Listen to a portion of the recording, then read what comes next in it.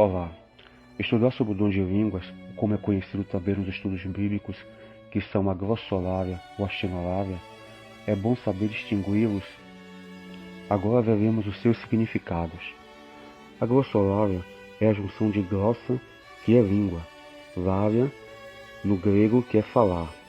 A glossolalia se entende um aprendizado de um dialeto espiritual, o qual ninguém entende, ou só se tiver um intérprete que também tenha o dom de interpretação.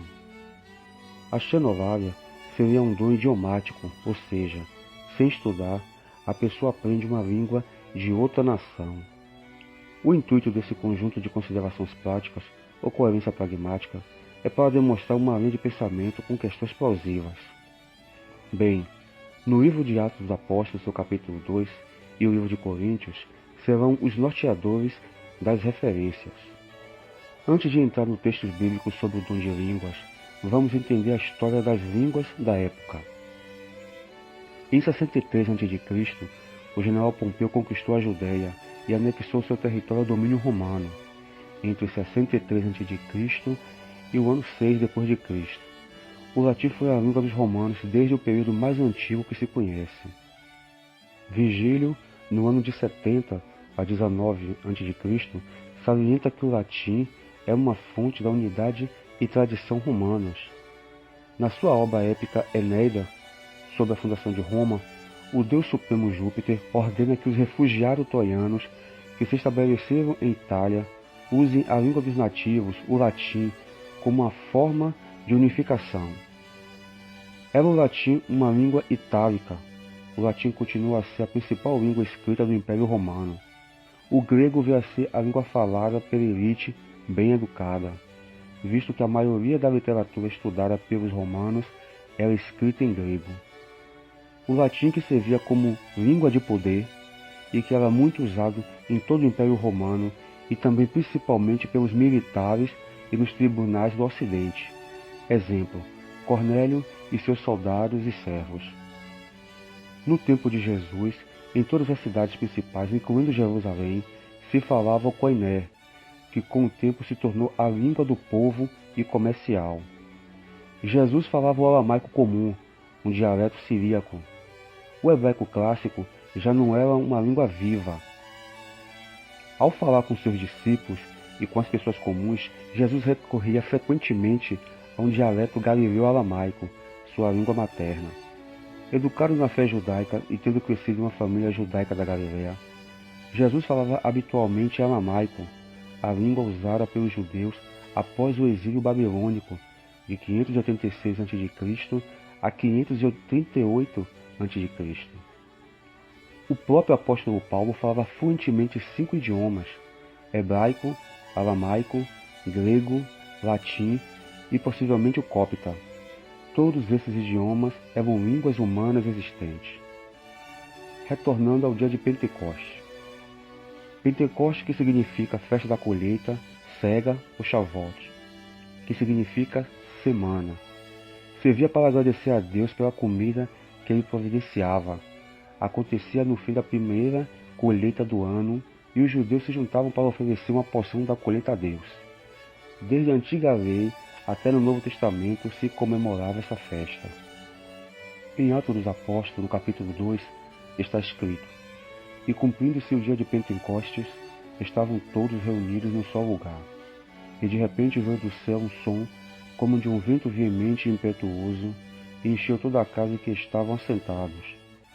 E foram vistas por eles línguas repartidas como que de fogo, as quais pousavam sobre cada um deles. E todos foram cheios do Espírito Santo, e começavam a falar noutras línguas, conforme o Espírito Santo lhes concedia que falassem.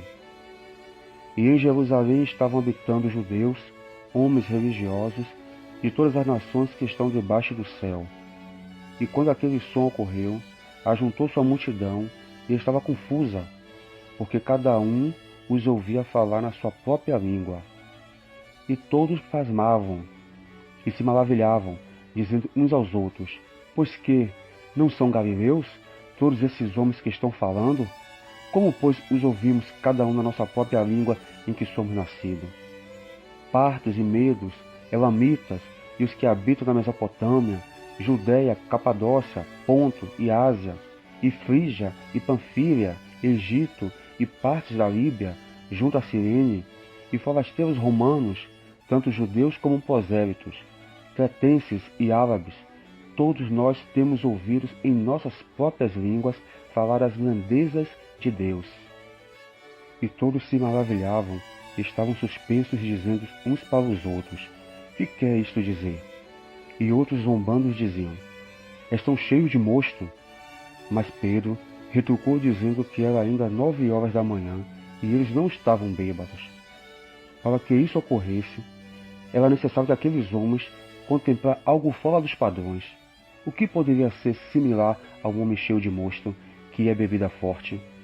Provavelmente um indivíduo caindo bêbado e balbuciando palavras ininteligíveis. Deus, naquele momento importante, queria tocar no fundo da alma de todos para que entendesse que o amor dele permanecia sobre todos.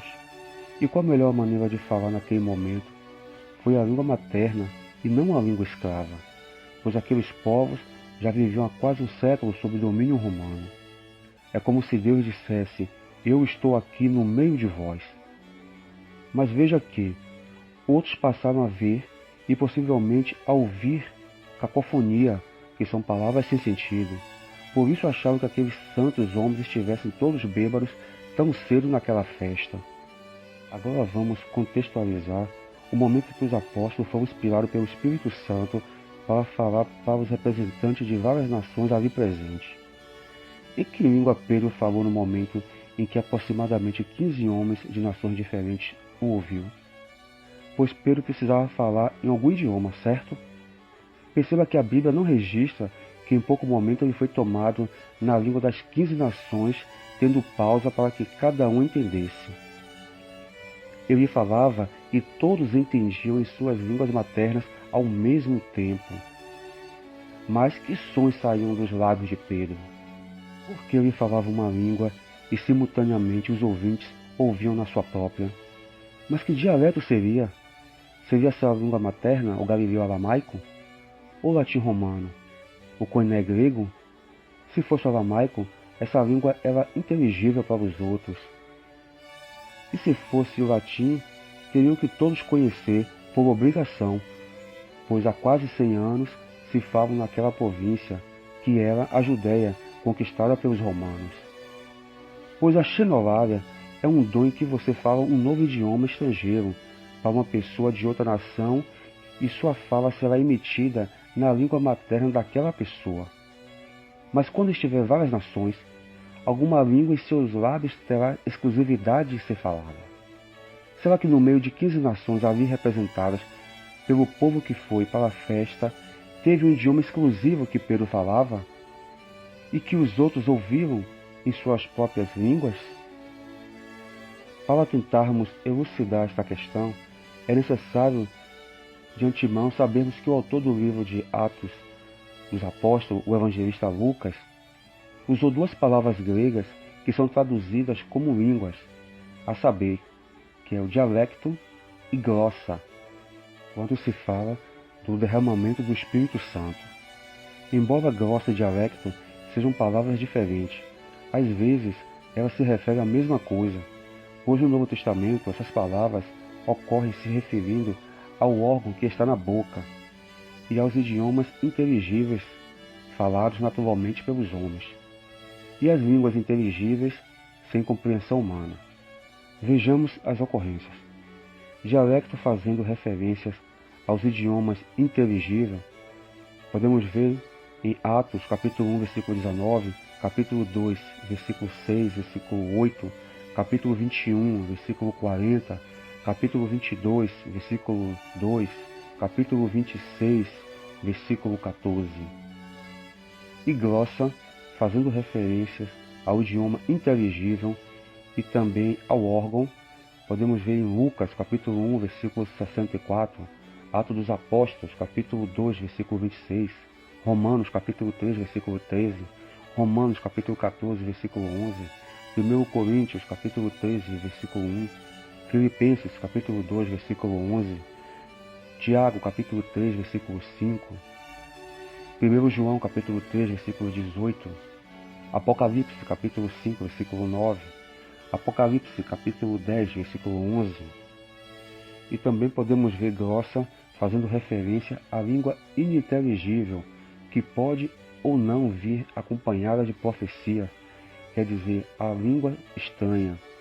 No livro de Atos dos Apóstolos, capítulo 10, versículo 46, Atos dos Apóstolos, capítulo 19, versículo 6, 1 Coríntios, capítulo 14, versículo 2, 1 Coríntios, capítulo 14, versículo 4, também o versículo 13, 14, versículo 19, versículo 27.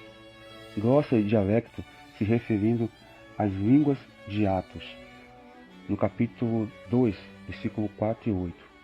Bem, de acordo com o texto de Lucas, após os discípulos começarem a falar em línguas conforme o Espírito lhe concedia que falassem, pelo estudo como está a sua ordem, seria glossa. Os judeus que vieram de muitas partes, como por exemplo da Mesopotâmia, da Judéia, da Capadócia, da Frígia, da Panfilha, do Egito e demais localidades, ficaram perplexos por ouvir os discípulos falando na sua própria língua materna. Existe uma linha de pensamento, é que aqueles homens eram judeus que viviam em outras regiões. Então por isso Pedro falou na língua materna, que é o hebraico, inspirado pelo dom de línguas. Outra linha é que eles, sendo da família judeia e nascendo em outra região, eles ouviram na língua da cidade em que nasceram, pois um filho de judeu nascendo em qualquer lugar sempre será um judeu e poderá exercer o costume do seu povo, que em tempos vão a Jerusalém a adorar a Deus. Mas quem habitava na região da Galileia não era bem visto pelos judeus da capital Jerusalém, pois lá era uma região onde tinha um número considerável de gentios, e por isso era chamada de Galileia dos Gentios, Mateus capítulo 4, versículo 15. Além disso, os galileus não sabiam pronunciar o aramaico e o grego como os judeus que moravam na capital, por exemplo, pois os galileus tinham um aramaico rude, que ao pronunciá-lo ficava fácil saber de onde eles eram, Marcos capítulo 14, versículo 70. E provavelmente um grego ruim também, o que teria feito com que os ouvintes ficassem atônitos, depois que os ouviram louvar a Deus em vários idiomas que eles não tinham aprendido e com uma eloquência como antes jamais vista. É o que se entende também. Agora veremos nessa passagem em Atos dos Apóstolos, capítulo 19, que diz assim: Enquanto Apolo estava em Corinto, Paulo, atravessando as regiões altas, chegou a Éfeso. Ali entrou alguns discípulos e lhes perguntou: Vocês receberam o Espírito Santo quando creram? E eles responderam: Não, nem sequer ouvimos que existe o Espírito Santo. Então, que batismo vocês receberam? Perguntou Paulo. O batismo de João, responderam eles. Disse Paulo: O batismo de João foi um batismo de arrependimento. Ele dizia ao povo que cresce naquele que viria depois dele, isto é, em Jesus. Ouvindo isso, eles foram batizados no nome do Senhor Jesus. Quando Paulo lhes impôs as mãos, veio sobre eles o Espírito Santo e começava a falar em línguas, grossa, língua estranha, e a profetizar. Eram ao todo uns 12 homens. Nesse texto, o Dr. Lucas ele traz essa língua como grossa, que significa língua estranha. É como se tivesse dito: veio o Espírito Santo e começava a falar em línguas, que seria a língua estranha, e a profetizar. No livro de Atos dos Apóstolos, no seu capítulo 10, está escrito: E disse Cornélio: Há 4 dias estava eu em jejum, até esta hora, orando em minha casa a hora 9, e eis que diante de mim se apresentou um homem com vestes resplandecentes, e disse: Cornélio, a tua oração foi ouvida, e as tuas esmolas estão em memória diante de Deus. Envia, pois, a Jope, e manda chamar Simão, o que tem por sobrenome Pedro. Ele está hospedado em casa de Simão, o curtidor, junto do mar, e ele, vindo, te falará. E logo mandei chamar-te, e bem fizeste em vir. Agora, pois, estamos todos presentes diante de Deus, para ouvir tudo quanto por Deus te é mandado. E abrindo Pedro a boca, disse: Reconheço por verdade que Deus não faz acepção de pessoas, mas que lhe é agradável aquele que, em qualquer nação, o teme e faz o que é justo. A palavra que ele enviou aos filhos de Israel, anunciando a paz por Jesus Cristo, este é o Senhor de todos. Essa palavra, vos bem sabeis, veio por toda a Judéia, começando pela Galiléia, depois do batismo que João pregou. Como Deus ungiu a Jesus de Nazaré com o Espírito Santo e com virtude, o qual andou fazendo bem e curando a todos os oprimidos do diabo, porque Deus era com ele, e nós somos testemunhas de todas as coisas que fez, tanto na terra da Judéia como em Jerusalém, a qual mataram pendurando no madeiro. A este ressuscitou Deus ao terceiro dia e fez que se manifestasse, não a todo o povo, mas às testemunhas que Deus antes ordenara a nós, que comemos e bebemos juntamente com ele, depois que ele ressuscitou dentre os mortos, e nos mandou pregar ao povo e testificar que ele é o que por Deus foi constituído juiz dos vivos e dos mortos. A este dão testemunho todos os profetas, de que todos os que nele creem receberão o perdão dos pecados pelo seu nome. E dizendo Pedro ainda essas palavras, caiu o Espírito Santo sobre todos os que ouviam a palavra. E os fiéis que eram da circuncisão, todos quantos tinham vindo com Pedro, maravilhavam-se de que o dom do Espírito Santo se derramasse também sobre os gentios, porque os ouviam falar línguas e magnificar a Deus. Respondeu então Pedro: Pode alguém porventura recusar a água para que não sejam batizados estes, que também receberam como nós o Espírito Santo? Mais uma vez, Dr. Lucas se refere a esse acontecimento sobrenatural em que foram vistos todos falando em glossa, que se refere a línguas estranhas. Veja que por duas vezes houve o mesmo episódio em que, além de falar em línguas, também profetizaram as maravilhas de Deus. Note a separação em línguas e profetizaram. Foram enfatizados para ter entendimento que foram fatos distintos, mas em ambas passagens foi ressaltado com ênfase a linguagem grega glossa, para destacar uma língua estranha. Agora veremos o apóstolo Paulo no livro de 1 Coríntios, capítulo 14, a partir do versículo 1, onde ele ressalta a palavra grega glossa em sua escrita.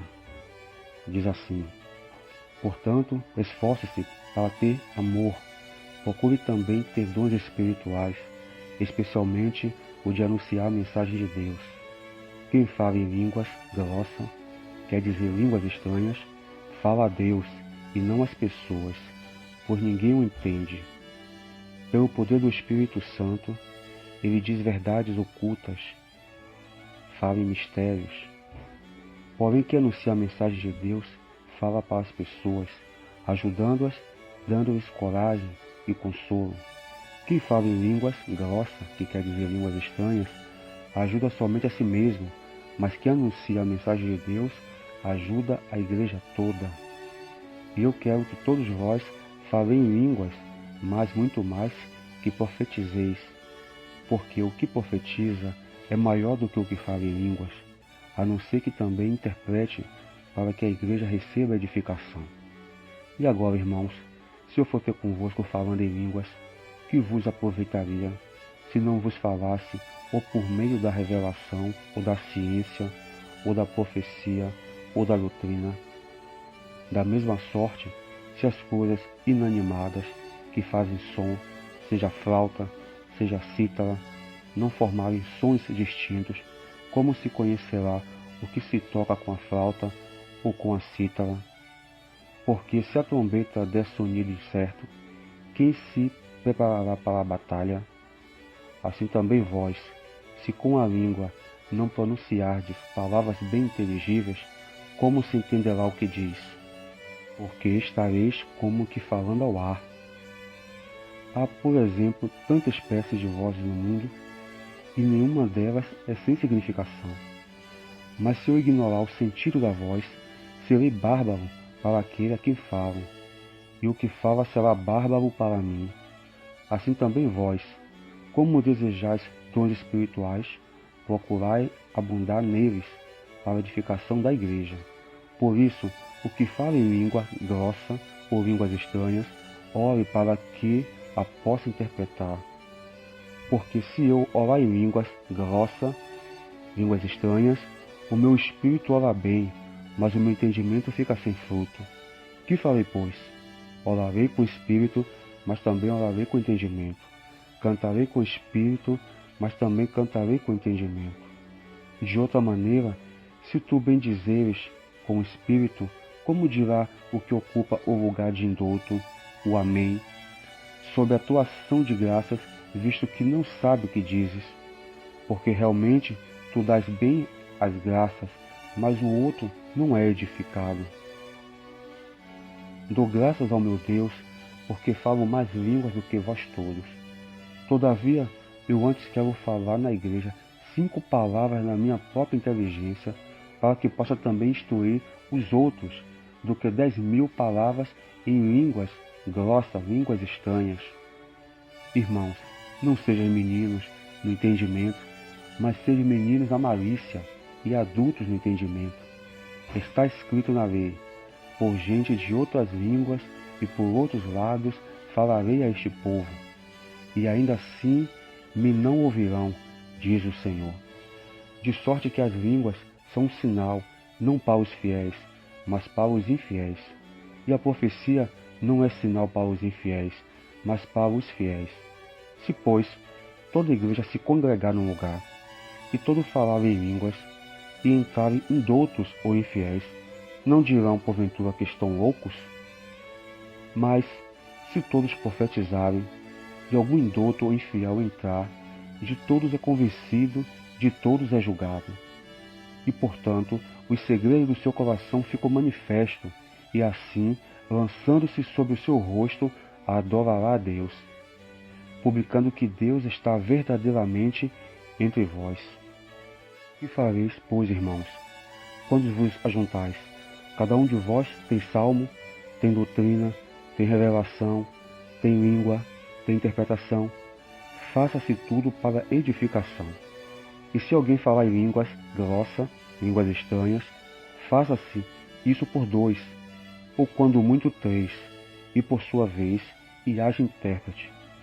Mas, se não houver intérprete, esteja calado na igreja, e fale consigo mesmo e com Deus.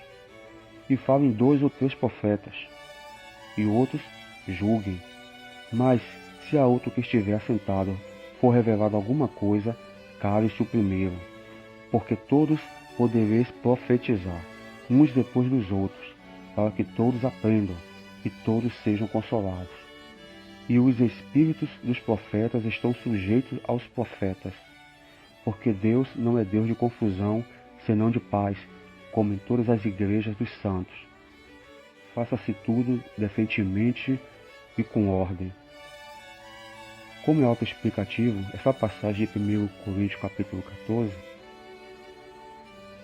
quando fala no versículo 2, diz assim: quem fala em línguas grossa, como está escrito no grego, que quer dizer línguas estranhas, fala a Deus e não às pessoas, pois ninguém o entende.